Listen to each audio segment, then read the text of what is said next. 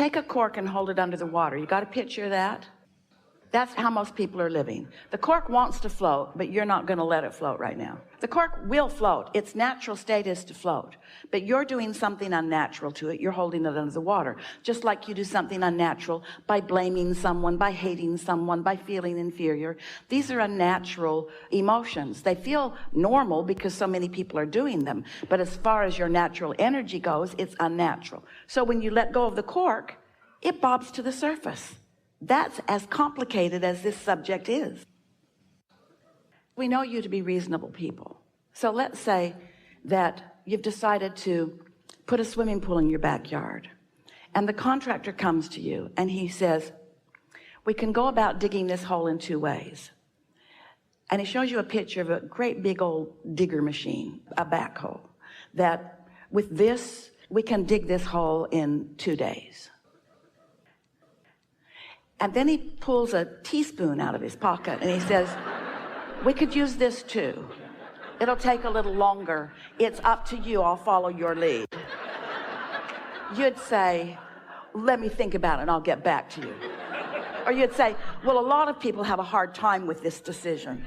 A lot of people, they'd rather go about it the impossible way rather than use the tool that will really get the job done.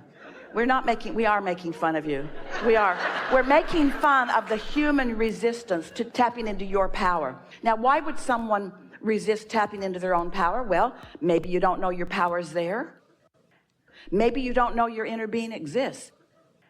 Maybe you don't know about the energy that creates worlds. And since we do know all of these things, it seems incredulous to us that anybody would not want to tap into their own power. And somebody says, it's hard. And we say, you've got to be kidding.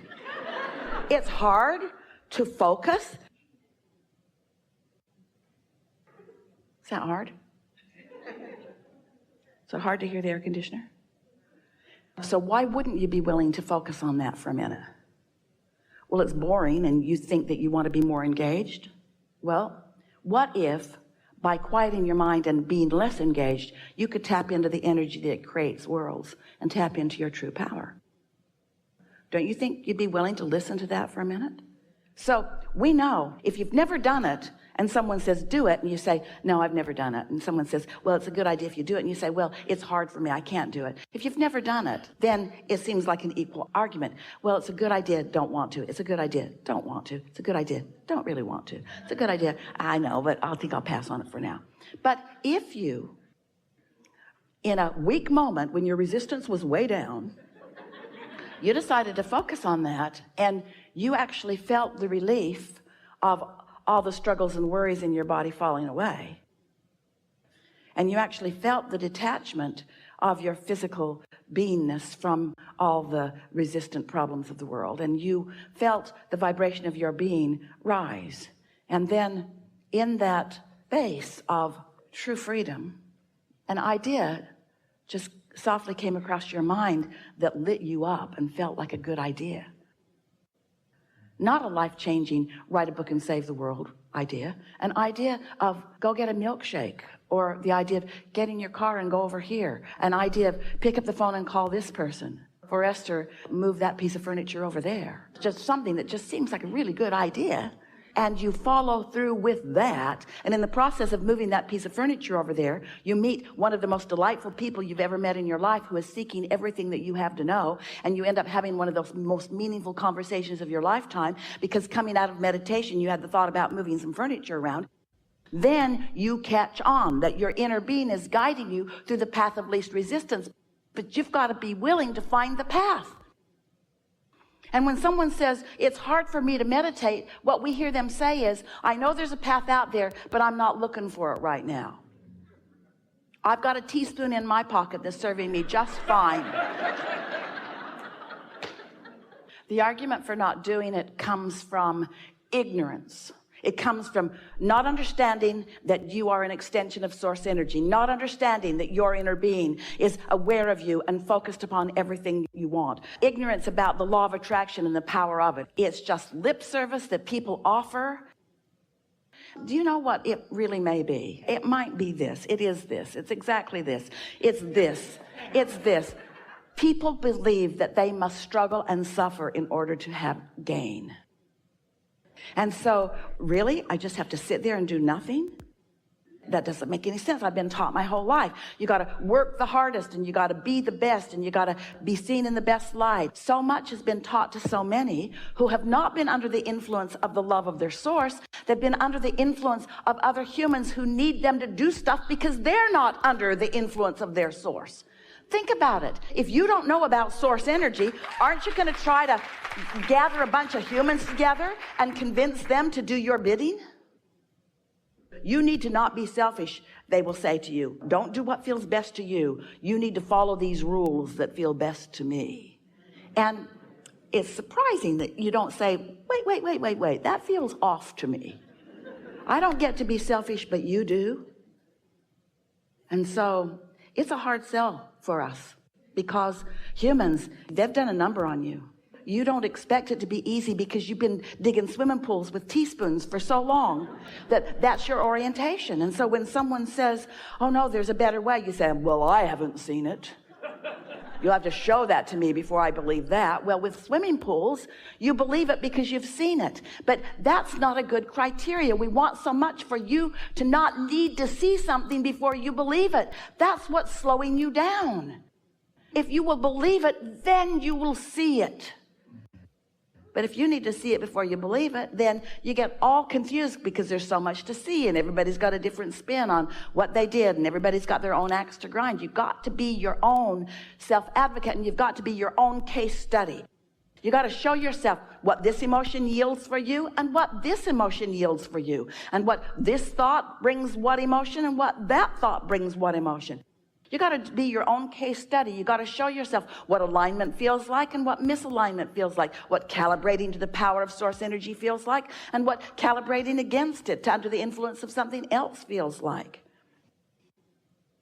You've got to get into alignment with who you are before you can begin to confront some of these larger conversations like money or like God or like love. It's important that you calibrate yourself, but once you do, then everything becomes clearer and easier for you to see. You didn't come to struggle. You came to enjoy the attraction that your focus accomplishes. So we want to ask you, we'll be very brief about this, but as you're moving through your day-to-day experience, and this answer is not always the same answer. We're just asking you from right here and now where you are standing. Are you wanting to be more what humans call grounded, which is of this world and understanding the way energy plays in this world? Or are you wanting to leave your physical grounding and escape or move to the higher energies? You're mixed in it. So here's what we want you to understand about that. You are here in these bodies for a reason. And you cannot be other than grounded because you are here in this physical body where there are things for you to explore. We want you to embrace your, what you might want to call groundedness. If you can't take those energies and focus them into something that feels meaningful to you here in this body, you're missing the point of being here in this body. You're not here to prove something. You're not here to fix something. You're not here to undo something. You're not here being tested. You are magnificent creators in the most delicious environment in which to create. Because here, on this leading edge, creative genius that you are, your thoughts turn to things. Your thoughts turn to experiences and to sensations and to the manifestations of emotions. Your thoughts turn to evidence of things. Your thoughts turn to material things, to experiences. You are here on this leading edge because you are a physical being in physical environment who have intended to have physical creations. And all of this conversation about energy can sometimes lead you into a place different than what you intended. In other words, when you calibrate yourself to the vibration of your inner being, you know what your inner being is thinking about? Life on planet Earth. When you calibrate yourself to your inner being, you know what your inner being is thinking about? Things that you've been asking about that are physical in nature that you put into your vortex. Your inner being is thinking about your financial remuneration. Your inner being is thinking about your relationships with your girlfriends and your boyfriends. Your inner being is thinking about your relationships with your children and your employers. Your inner being is thinking about the things that you're inventing and discovering. Your inner being is thinking about your rendezvous. Your inner being, hear this, is thinking about what pleasure you might have in this moment as you allow yourself to rendezvous with the things that you have put into your vortex. So when we talk to you about physical and non-physical inner being and you, when we talk to you about your emotions, when we talk to you about your point of attraction, your true point of attraction, which is where your inner being stands, we do not seek to split you up. We seek to bring you together. But when we bring you together, when you come into vibrational concert with your inner being while you're here in this physical body, do you know what that concert of you and you is focused upon? Life on planet Earth. It's about living with each other and loving each other and acknowledging each other and uplifting each other. It's about seeing the things that make you feel like you want to praise them. It's about happy. It's about evolution. It's about expansion. It's about more. It's about color. It's about brightness. It's about sound. It's about music. In other words, don't let yourself think that all of this conversation that we have, while it's spiritual in nature and vibrational nature, don't let it distract you from the importance of you being here in this physical body. You're supposed to be here in this physical body, and you're supposed to like being here in this physical body. You're supposed to like your physical body. You're supposed to feel honored about being physical in this time and space. And the more you calibrate to who you really are, the more you will know all of these things, the more you will feel it. Esther, before she took her walk yesterday, she was doing her segment intending. And she always writes things that include feelings. And so she wrote, I love the feeling of this sweet air on my face, in my mouth, and in my lungs. I love smelling and feeling and eating this air. And then she said, I love meeting and knowing all these little critters who live on this loop, who often don't show themselves to me, but I know they're there. In other words, she was activating and salivating over her co-creators that she knew were going to be out here on this loop with her this day. She wrote more about other things, but as she's walking the loop, right away, the fragrance in the air was uniquely not fragrant in the sense that it was flowers. It was fragrant in the sense that there was enough moisture in the air that she could smell the ocean in it.